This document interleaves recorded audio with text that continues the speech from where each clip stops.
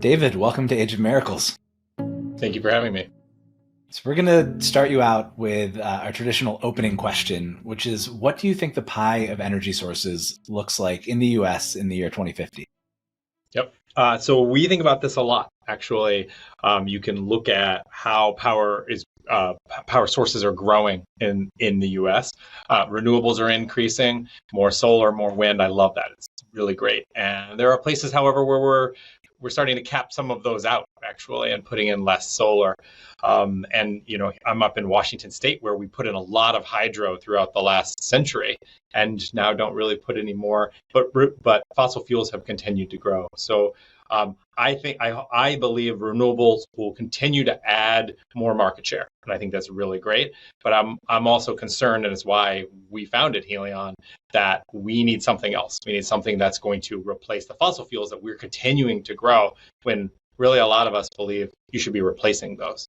And so by 2050, we better have fusion on the grid.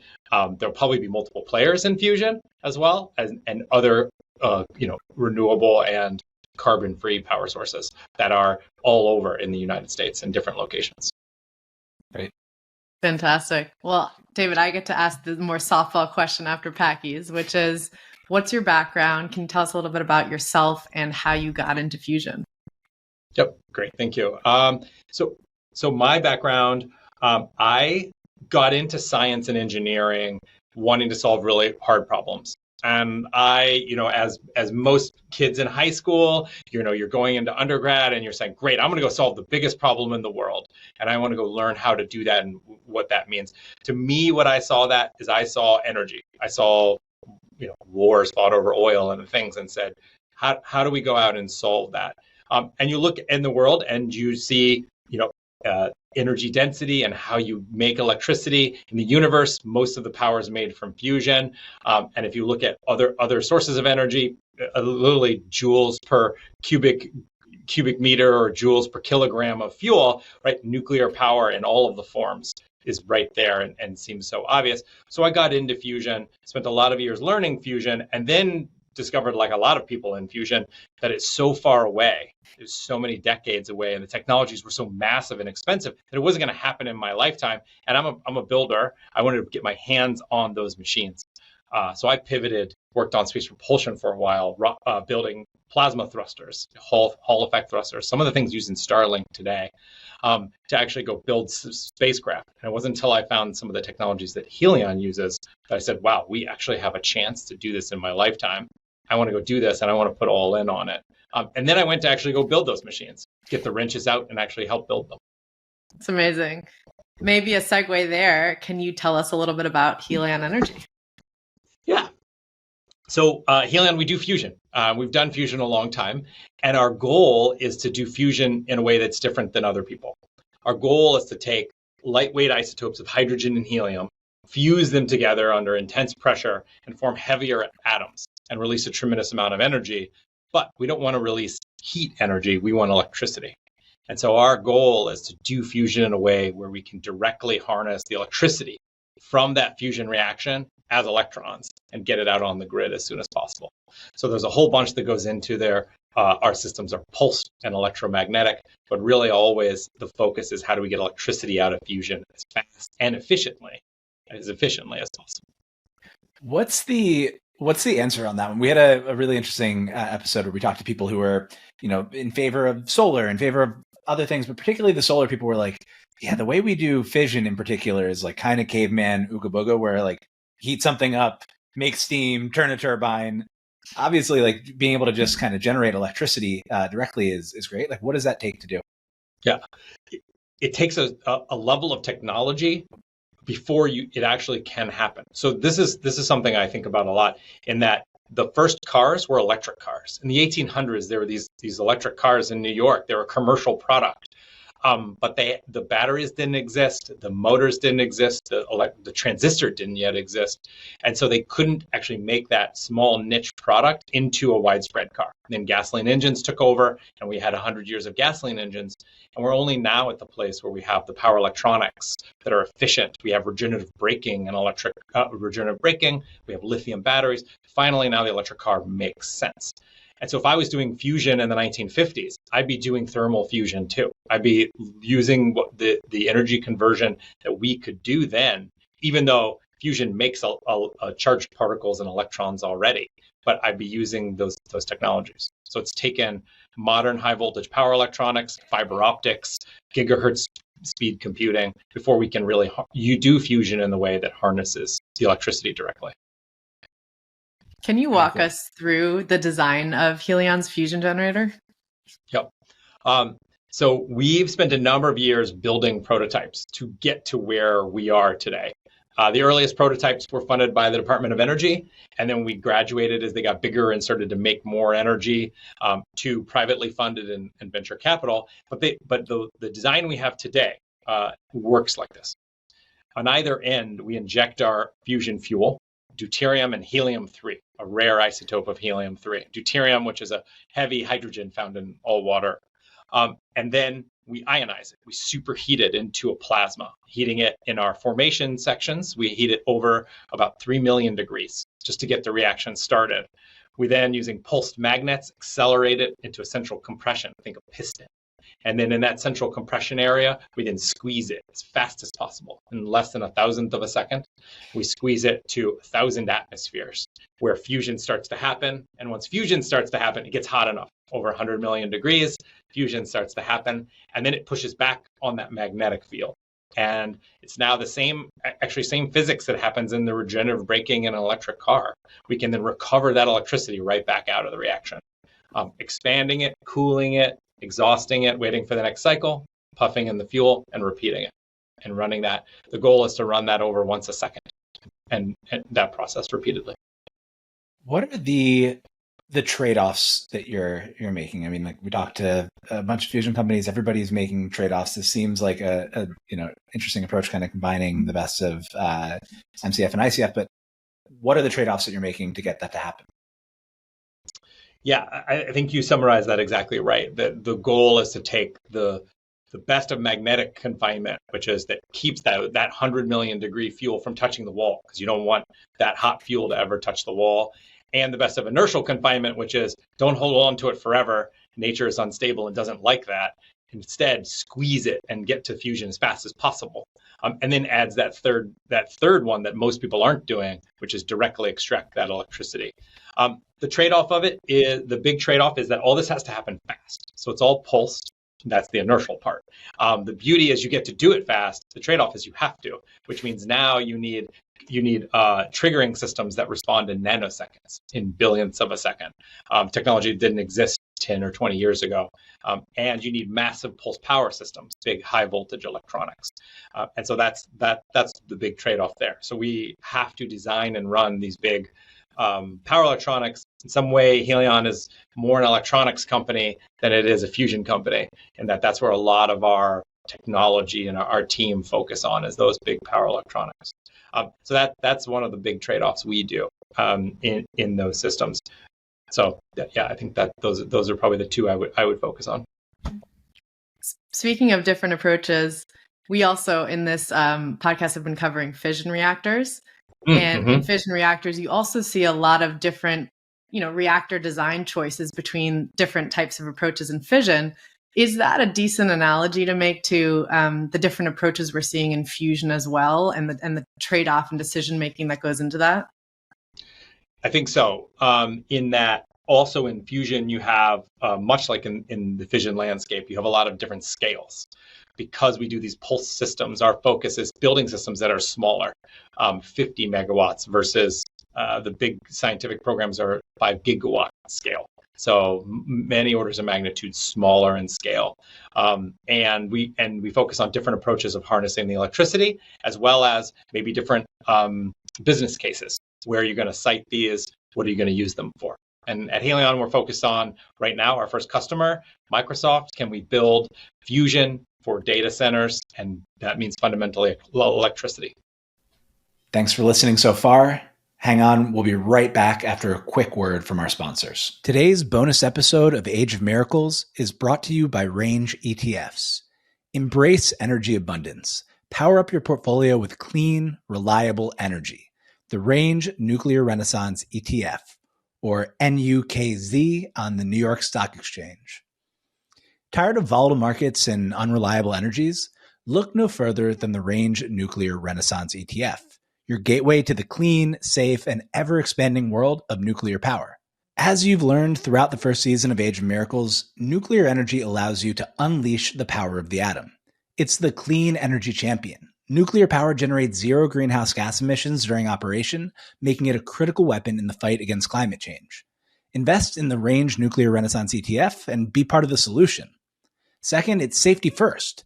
Modern nuclear technology boasts unmatched safety records, with rigorous regulations and advanced safeguards ensuring the well-being of communities and the environment. Rest assured, your investment is in good hands. And three, nuclear is always on and always reliable.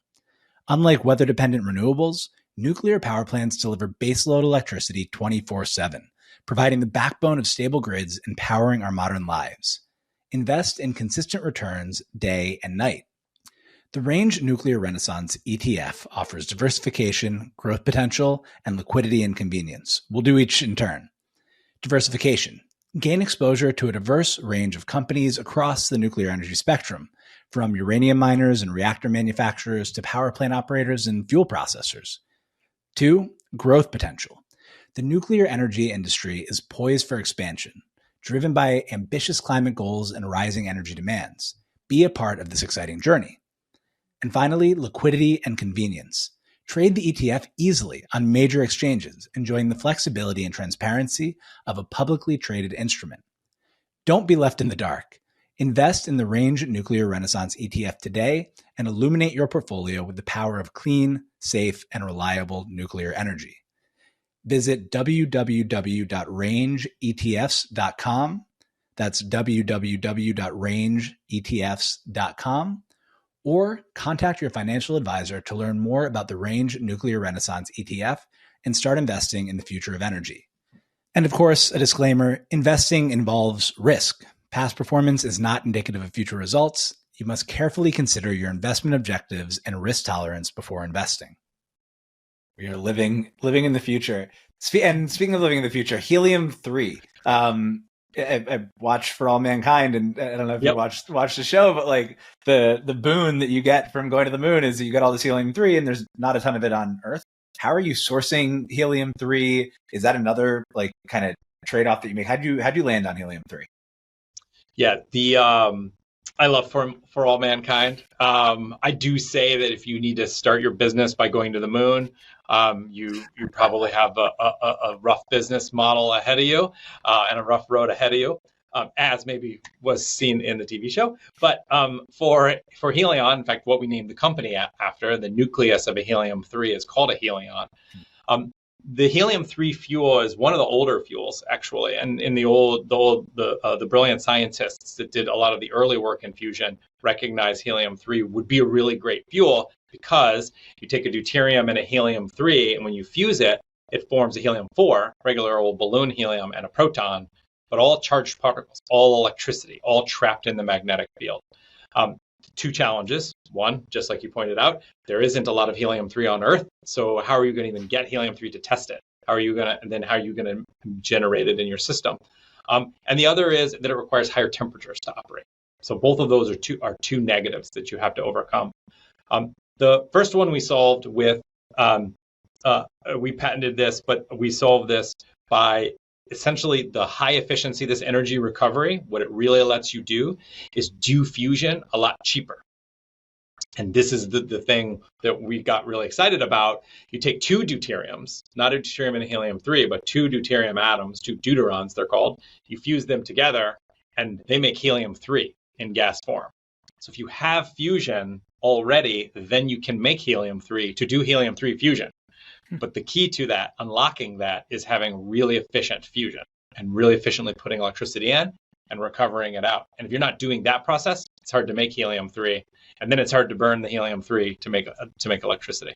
And so it was a little chicken and egg problem that required modern high-speed transistors and fiber optics to unlock that part. Awesome.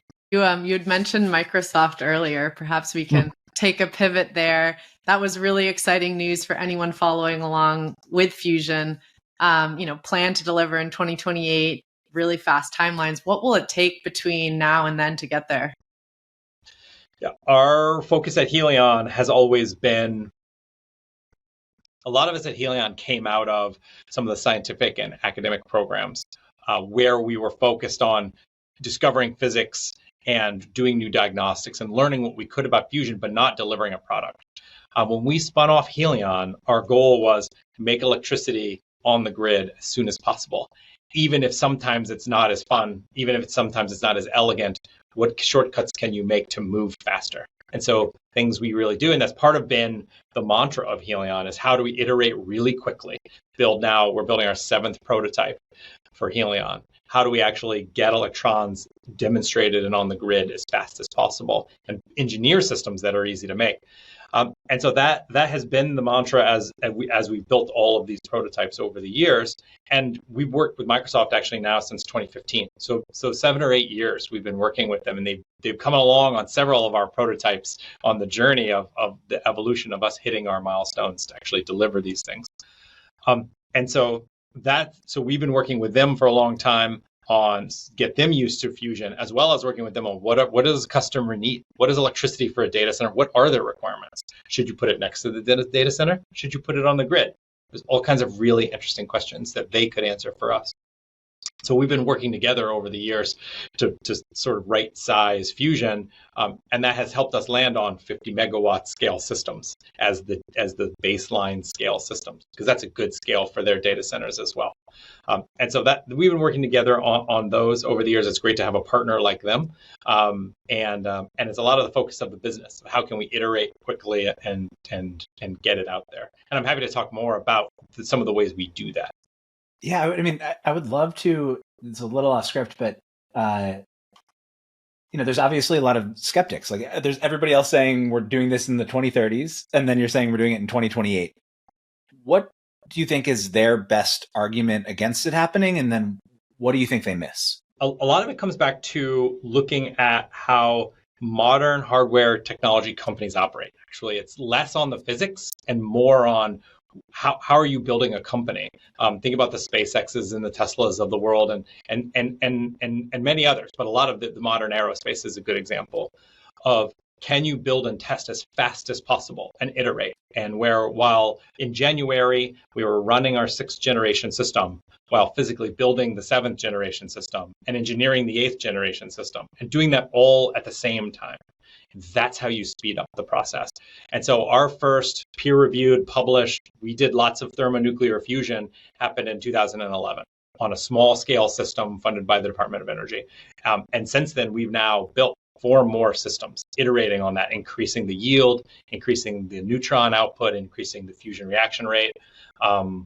Published about a year ago that we had been the first ones to do deuterium and helium-3 fusion at all. In bulk fusion, we were the first ones to do that, we think, ever. And then also that we were the first private company to hit 100 million degrees, that operating temperature for fusion, that key temperature. And so we've set those milestones and those metrics all along. But a lot of that comes back to the philosophy of how can you build fast? Is that diagnostic going to take you 4 years to build? Well, it's too long. We're not going to build that diagnostic, even though it's the best one. Is there a cheaper diagnostic that's faster that I could build in 6 months? That's the one I'm going to pick. And we keep that at every stage, even though sometimes it's hard. Sometimes it's a bit chaotic to have all of those parallel things happening all at once. Cool. So you talked about landing at 50 megawatts as a size that works well for your customer. Maybe talk a little bit about the trade-offs for size of fusion reactors. Again, going back to the fission analogy here, there's trade-offs in terms of economies of scale, but perhaps economies from production lines and things like that, depending on if you're going large or small. Curious to get your take on that for fusion reactors in general, or maybe specifically for what you guys are building. Yep, absolutely. The physics is all very similar, and it all comes to surface to volume. You have a volume that the reactions are happening in. If you increase the radius or increase the size, you get volume cubed. You get a lot more reactions for a given amount of hardware or surface or even capital investment. Fusion works the same way. Combustion works the same way. Fission works the same way. And so you get economies of scale to do that as you increase in power.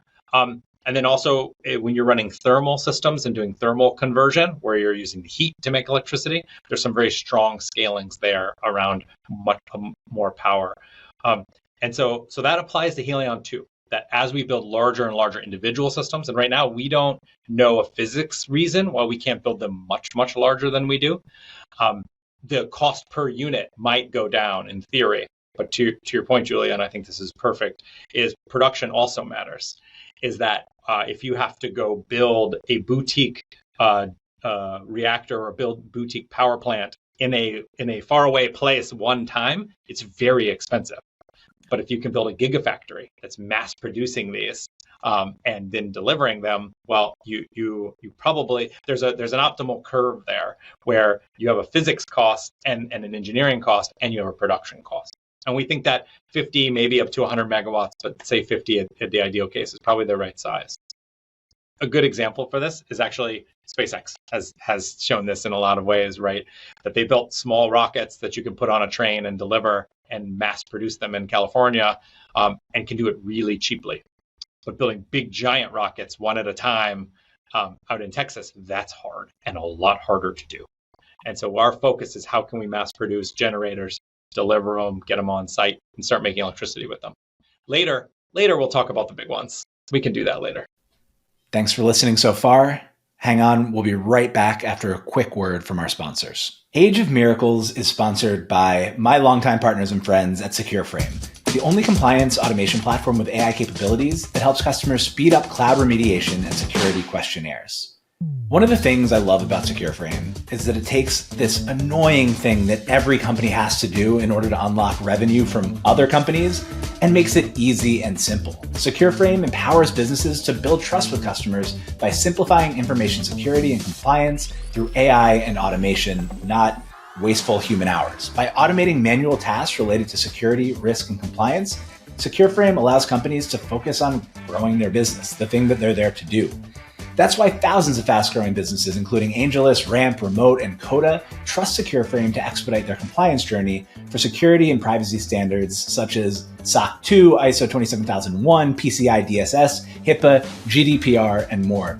Trust me, if there's an acronym that your company dreads, I bet SecureFrame can help. And I recommend it to all of my portfolio companies. So if you're listening and you don't want to deal with all of those forms and you want to let SecureFrame handle it for you, sign up for a free demo at secureframe.com and mention Age of Miracles during your demo to get 20% off your first year of SecureFrame. So you also announced the 500 megawatt deal with Nucor. Is that just stacking 10 generators? And if so, what does that look like? Are they on top of each other? Are they in a big circle? Like what does this all look like? Yeah. So it's a super good question. What we announced with Nucor is an energy development agreement. And so with Microsoft, it's a PPA. We're going to go build a power plant that generates electricity. With Nucor, that's a bigger step. And so what we're working with them is what do they really need as a customer, and how are we going to deliver that? So baseline is a collection of 50 megawatt units, but maybe what we're investigating, can we go bigger right now and still keep those economies of scale? Is that 100? Is that 250? I don't know that we know the answer to that yet. And so a lot of that will depend on what they need as a customer and where they want to put it. So this is the other interesting thing that I think is particularly exciting around Nucor, is that what they want is power, what's called behind the meter, at the actual factory itself. So not on the grid, not interfacing with the grid or requiring maybe some of the regulatory concerns or the interface concerns of the grid, but right there on the facility. And so now you're actually directly for them powering the electric smelters that are so efficient at making steel, but require a tremendous amount of electricity. But it will require electricity in periods where they're doing the heating, and then there's other periods where they don't need so much of it. And so that's what we're working on there, is how do we dial up and down the power as they need it, and do that most effectively. And so exactly where that balance is, I can't tell you exactly where it is yet, but we're working hard to make sure we can figure out where that is and works best for them too. You mentioned that. Oh, go ahead, yes, Packy. Just one follow-up to that one, which is how difficult is it to dial up and down the power in fusion? Yeah, so there's like a theory and a reality version of this. There's real engineering and there's the paper engineering. On paper, for a pulsed fusion system, where we're in between, the pulses last about 1,000th of a second, but we run it once a second. So there's literally 999 milliseconds sitting around that we can do. We're waiting. And so we can adjust that repetition rate we've done this ourselves dynamically on small scale systems, showing we can go from a repetition rate of once every few minutes all the way up to in our small systems over 100 times a second, and vary all the way through there.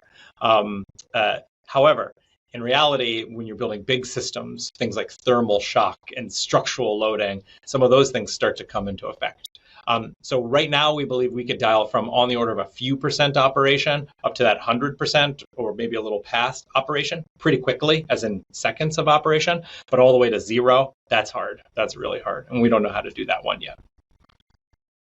You're talking a little bit about simulation and modeling here. One topic that Packy and I've been thinking a lot about is the why now for fusion, and how much of that is because of the enablement you get to be able to have tools, software tools, but maybe other things that allow this progress to be made on fusion at the moment.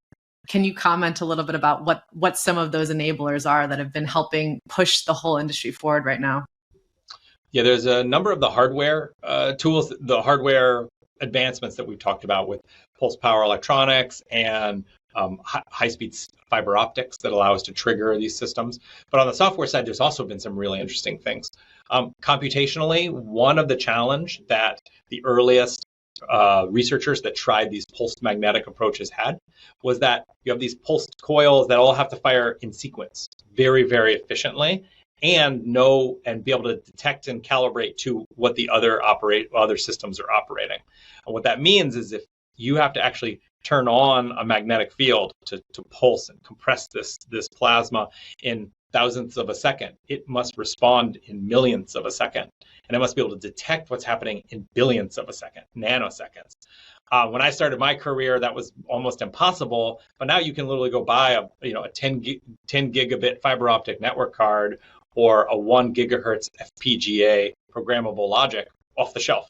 And there are little teeny chips that live on the machine right now that detect, see how everybody's operating, and then continue operating. So that's been totally enabling. And also on the simulation side, we can predict a lot of, not all of, the simulations aren't perfect yet, but we can predict a lot of the operation of these in our design phase. And so we have full simulations of the machine that predict within 10% how they're going to operate. And then we can use those simulations to go design a machine. We still have to go build the hardware though, and then test it, and then feed that back into the codes. And it's incredible. How much of the software that you guys use today is built in-house versus something that exists off the shelf? Yeah, it's a good question. So on the plasma physics side, that code has been developed in-house, that advanced plasma physics code. And what's also interesting is that when we started running at Helion, it ran on big clusters, still on premises, but big clusters. And now our scientists and engineers actually run them on their laptops. So it's been pretty amazing to watch that evolution. And so that's the main design plasma physics code. But way more codes we use. So on the structural side, the pulsed mechanical structural codes, also, those are off the shelf. But again, those are advanced where even when I started my career, you couldn't simulate the structural response of a pulsed electromagnet. But now you can off the shelf, and it's pretty straightforward. Those still run on big computers. And same thing on the power electronics. We have tens of thousands of circuits all running. Simulating that is pretty hard too, but really important how they couple and work together. And so those are off the shelf codes as well. And so and that just continues. We're continuing to develop new codes. We announced we're working with Princeton to develop a new simulation code that's even more advanced than what we use now. That should be able to be higher accuracy and predict more of what's happening after fusion begins and the fusion particles. How are you tracking progress internally at Helion? Like, what are the important things? Obviously, getting each one of the prototypes to work sounds like a big one, but what are the main metrics that you have on a dashboard? Yeah, I mean, one thing that's nice about being iterative hardware focused, our goal is to build hardware as fast as possible, is that tracking it's pretty easy. I think we've even had some videos on our website about time lapse of construction happening, and so it's literally when a system turns on, when it actually gets in, when the hardware is in the door, when it gets assembled, and when it turns on. We actually just tweeted around making our first in one of our newest full-scale plasma injector for the first time, turning on full-scale plasmas for that test injector for Polaris, our 7th generation system. And so that's another boom, quick milestone. And then we track the operational parameters. How hot is it? How long does it last? How much energy does it produce? And so we track those. And we're already planning on doing upgrades of that system to get it even at higher temperatures. Maybe we talk a little about financing next. Tell us about the journey, the financing journey for something that is so capitally intensive, and maybe things that were surprising or unexpected along the way. Yeah, that's a good question, and I have in some ways a unique vision of this that I have seen in my career. I took a stint working for the Air Force Research Labs, building plasma propulsion systems. A lot of the same physics as fusion, but towards making thrusters for spacecraft and space travel. And one thing I learned there was the life cycle of research projects and R&D, and how you have an early stage basic idea on the napkin, and then you have the first prototype, and then you have the prototype that's being in situ and doing the thing it really needs to do, and then you have the final deliverable commercial product that's all over the world. And you can track cost with those pretty accurately. There's a lot of good models of if it takes this amount of money to demonstrate my back of the envelope, I know how much the commercial product's going to cost. And it's really fascinating. And a lot of that's been borne out at Helion. So our focus is how can we continue to do fusion as cheap as possible early, because I know it's just going to cost more as we go. So we need to be cheap and move fast. But then that ties to capital. So early at Helion, our earliest research was funded by the Department of Energy. And then as we graduated from really basic science programs that were very, very high risk, and to be honest, a lot of them didn't work. We tried a lot of things early that I'm glad we could do it, where we were exploring scientific principles rather than committing to a product at that point, because we would have been wrong. And then we graduated to one that's doing fusion. It's repeated. We understand it. We're a stepping stone to ARPA-E. And I give ARPA-E, which is the Department of Energy's Advanced Research Projects Agency, to prove even higher power and higher fidelity. And at that point, we said, this is what we think the product looks like, enough for us to go raise venture capital and start to, frankly, sell parts of the company to investors to go raise more money and move and scale faster. And eventually, we're now generating electricity. We've shown now commercial viability of that product now, not just we know what it looks like, but it's viable. And now we should be able to go out and raise private equity and other lower risk, but larger amounts of source. And maybe there's an IPO in there. That's around the phase that maybe you would do that after you've demonstrated really your commercial viability. And later you're actually fielding power plants. And at that point, venture capital and those kinds of investments probably don't make sense. And you're all private equity. You're doing grants and loans and all kinds of things to build a power plant, get it online, and make electricity. And that full life cycle in scale and in risk is something that I think all entrepreneurs should be thinking about, and where you are on that risk and scale question. One of the things, and this wasn't in the script either, but that when you bring up kind of making the trade of speed and, we'll make decisions that are fast, even if they're not like the platonic ideal of what this should look like. Is that something that over time you plan on, like, once you're on the grid or behind the meter or whatever, you'll go back and kind of fix some of that technical debt in future projects? Or do you think that like actually it's totally fine and will be competitive in the market with those trade-offs that you made? I think what I have learned, and I'm not sure I knew this when we got started, but what I've learned is that what you learn in each iteration is more than you would have learned if you kept optimizing. Yeah. And so iterating that quickly is more powerful. You will learn those things. For instance, I can give you a very specific example. Early at Helion, we said, this is what we think a 50 megawatt system should look like. And we could go raise a large amount of money and go try to build that thing. Instead, what we did is we raised a smaller amount of money and built smaller systems that were stepping stones. And we learned things along the way. And if we would have gone out to make that one big jump, I can actually tell you we would have been wrong. There were things we missed, we did not know. And it took those iterations to go quickly, build it, do fusion, measure fusion reactions, and be like, wow, actually, that's not a good way to do it. These are 3 electronic different configurations we could do. This is another diagnostic we stumbled upon that's actually cheaper and faster. Let's go build that one. This is a technique of measuring. I talked about the high-speed measuring of how these reactions are happening, that we discovered along the way. And so those iterations, we've discovered them over the years, and I think there's a lot of power to that. So my confidence is, yes, we'll get generation 1 out there making electricity and won't be optimized, but that's okay because generation 2 is already in the works.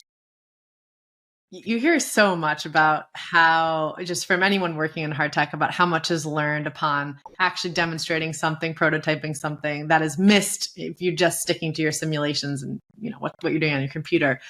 Can you talk a little bit more about why that is? Like, what's the discrepancy? Maybe you have an example you can share, or like for the non-hardware hard tech engineers out there, like what the heck is going on?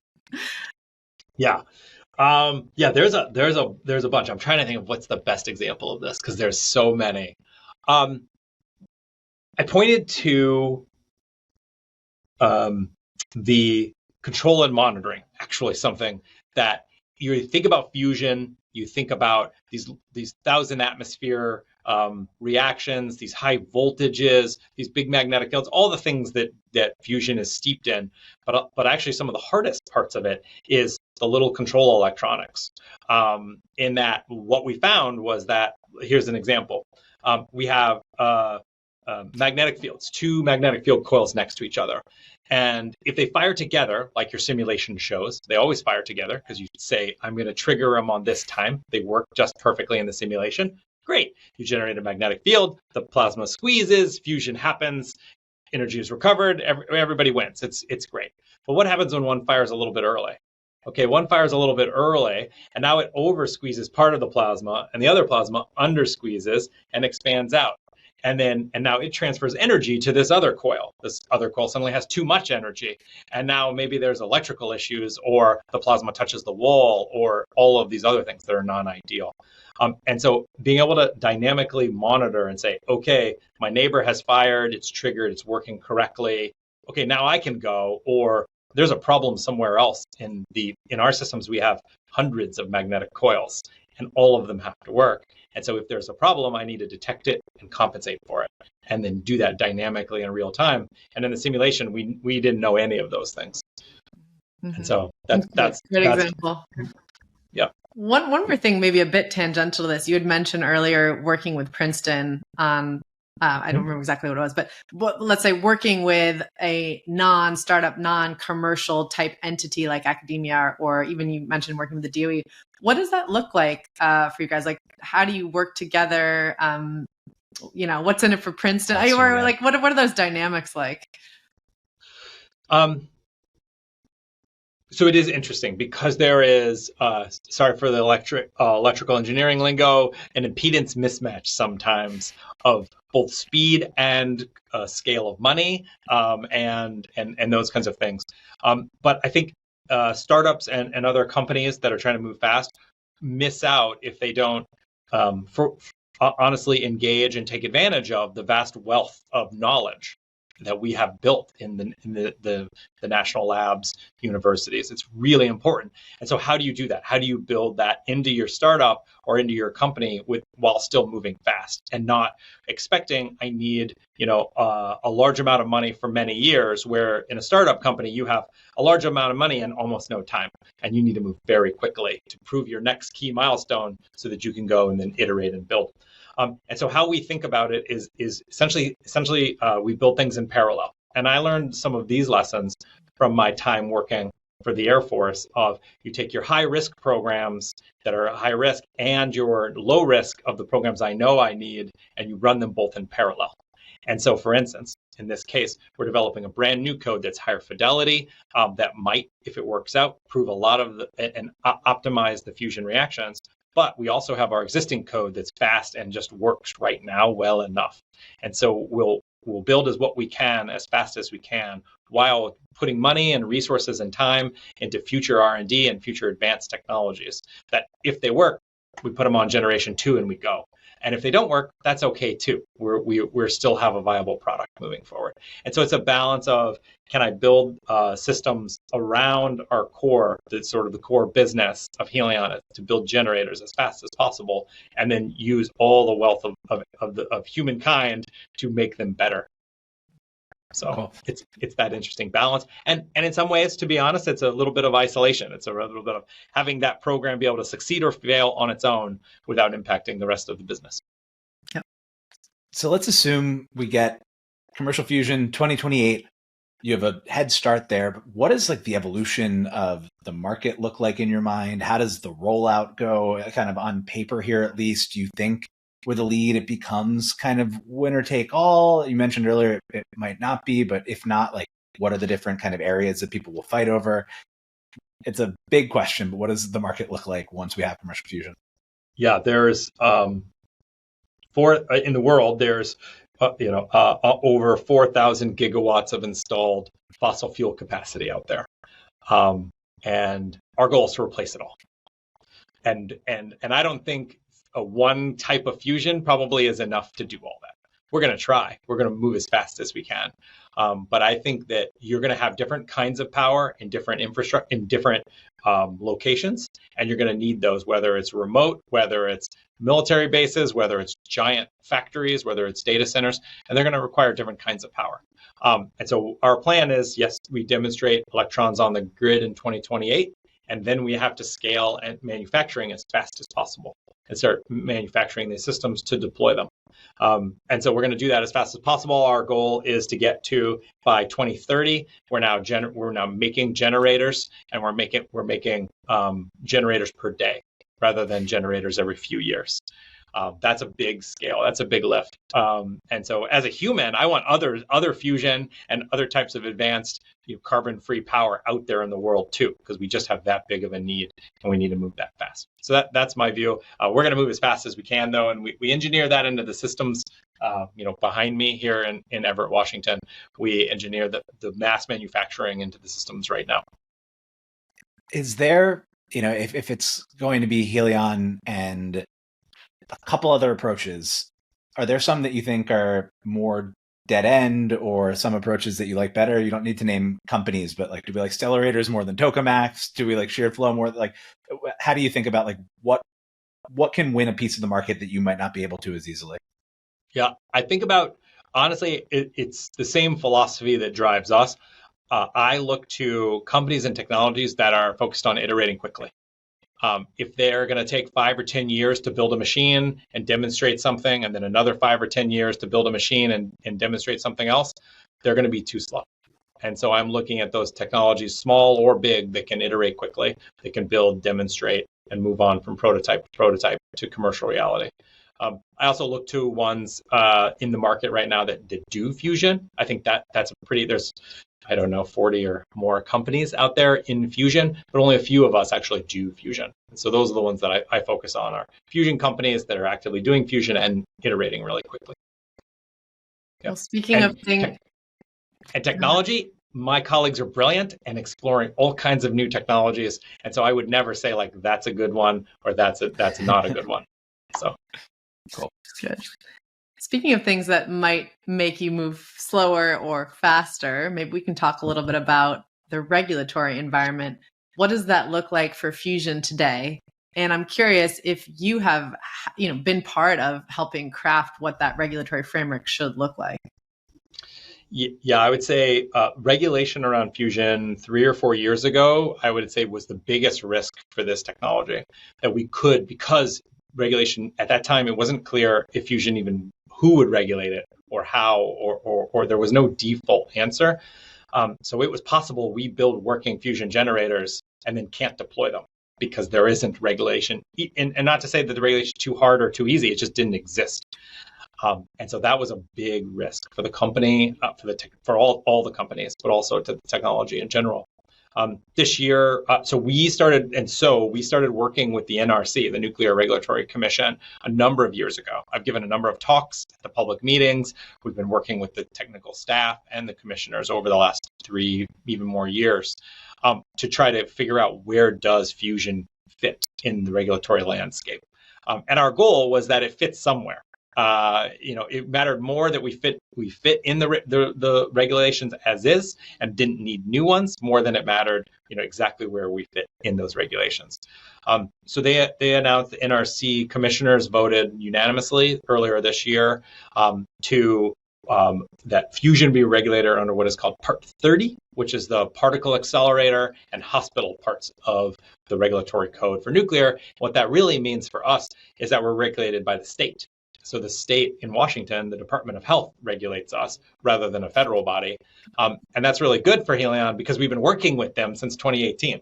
So our previous systems have all been already regulated and licensed, inspected, all of those things. Because we want to make sure that fusion gets to the world quickly. That's great, but it's got to be safe. It has to be. That's an a priori requirement. And so our goal is to work, and it's really great because we've been working with the state regulator for years, and now we have the job of taking not just Washington but all the rest of the states and having to teach them around about fusion. And so we're working with the state regulators, all the agreement states, on how to actually regulate fusion and what it means and what's easy about it, what's hard about it, and how to do it safely. With that risk not removed, but at least there's some clarity there. Mm-hmm. What is the biggest risk that you see to Helion now? More than just actually producing the thing, but is there a thing that keeps you up at night right now? Yeah, I mean, we focus on how do we build and iterate quickly, and what that means is getting the parts in the door, and so that's what I focus on. I make calls all week long to suppliers, supply chains, forges, metal forges all over the world. Can we accelerate? Can we get our parts in the door? What's going to set currently setting our timeline for our 7th generation system is getting electronics chips in the door to build the system. And that's the requirement more than anything else, not the physics, not the engineering. It's building the microelectronics that control these big magnet systems. And so that's the driver. And so I spent a lot of time, effort in our team, our wonderful supply chain team, on how do we do that. So to me, that's the thing that keeps me up at night. So some of the risks that we worry about is the whole model for Helion is that we directly recover electricity efficiently. Well, we better do it efficiently. And so at every step, we focus on electrical efficiency, thermal efficiency, and everything else. And so we need to make sure we can do that. The analogy I would use is, it doesn't help if you build a big rocket, but it's too heavy.